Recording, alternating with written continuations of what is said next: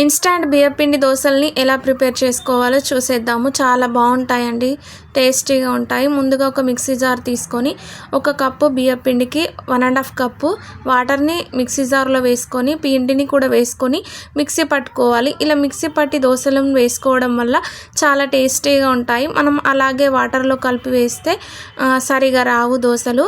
ఆ దోశ బ్యాటర్ని ఒక గిన్నెలో వేసుకోవాలి. చూడండి, మనకి ఇలా కన్సిస్టెన్సీ ఉండాలి.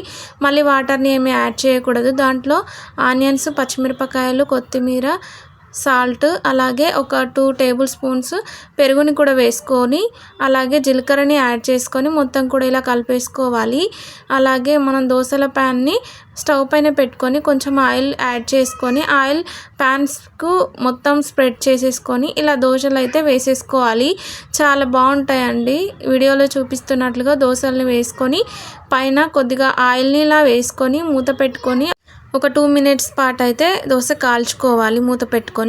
మూత తీసేసి చూడండి, ఒక వైపు కాలితే సరిపోతుంది దోశలు. మరొక వైపు కాల్చుకొని అవసరం లేదు. చాలా బాగుంటాయండి. ఏ చట్నీలోకైనా చాలా బాగుంటాయి.